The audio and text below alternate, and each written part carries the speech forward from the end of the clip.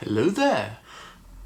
Suddenly this opening makes sense. Day number 25 of the Ewan McGregor-a-thon, and today I will be watching Star Wars Episode 3, Revenge of the Sith. This was probably the film I was looking most forward to out of all of the films I am watching. This has always been my favorite prequel, and for a long time was my favorite Star Wars film in general. But I haven't seen it since I was 10, so yeah, I am very curious. Will I still like it? Will I think it's bad? Who knows? I'm looking forward to this film because I think it has the best version of Obi-Wan in it. The one-liner, goofy but wise Obi-Wan. And I am very looking forward to seeing all of the memes I have come into contact with over the years so much finally inside their context. Of course I know the context of most of them, but yeah, I will still look forward to it. I was considering making a drinking game out of it, but even if I did it with water, I would still poison myself from drinking too much, so yeah. So yeah, I'm going to see this film now, and I will let you know what I thought of it after I have finished it. Alright, so it is next day. Again, apparently punctuality is not my strong suit. But at least I made it this far. So, my afterthoughts about Star Wars Episode 3, Revenge of the Sith. It was a little bit disappointing. I think I hyped it up a little bit too much for myself. I thought it would be great and epic and funny. I thought it would be like one-liner, quip, meme, all packed inside a great action scene, and that for 2.5 hours. And it was like that, but only for 20 minutes, and then the movie slowed down significantly, almost to a stop, and it just was slow and tedious and boring, and it didn't really interest me at all. But I think my mistake was anticipating the final action scene, because what's happening in the middle, it is interesting. It's all about Anakin's evolution, and that was by far my favorite part of the previous film aside from Obi-Wan Kenobi. But the entire time I was just sitting there thinking, oh, just get on with it, go to Mustafar already. And I think that's why the middle part seemed so slow to me.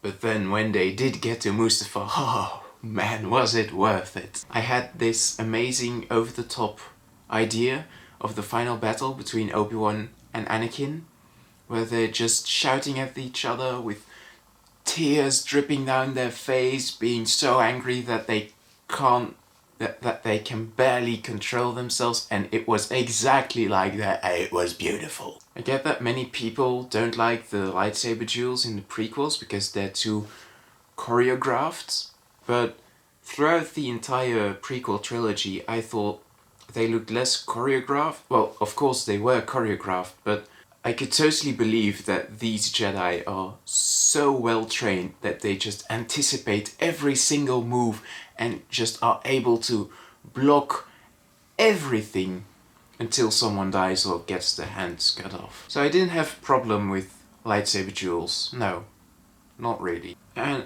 not only was lightsaber duel beautiful, but just the emotions of the actors.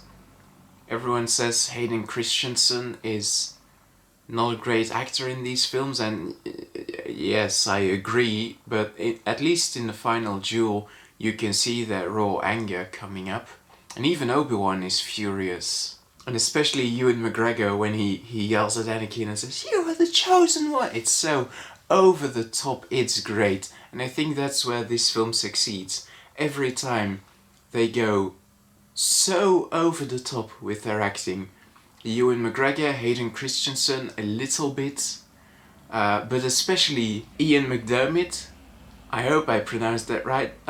It's just every time he's on screen, he steals the show. For example, that scene where he's lying in the windowsill and he screams, "Unlimited power!"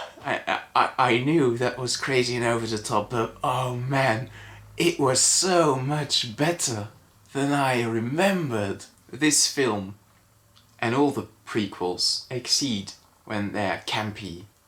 And I think this film was the most campy of all of them. And for the negatives, well, of course, we have that slow middle part and Hayden Christensen, Natalie Portman's acting again. But to me, personally, a negative was that there weren't as many memes as I expected.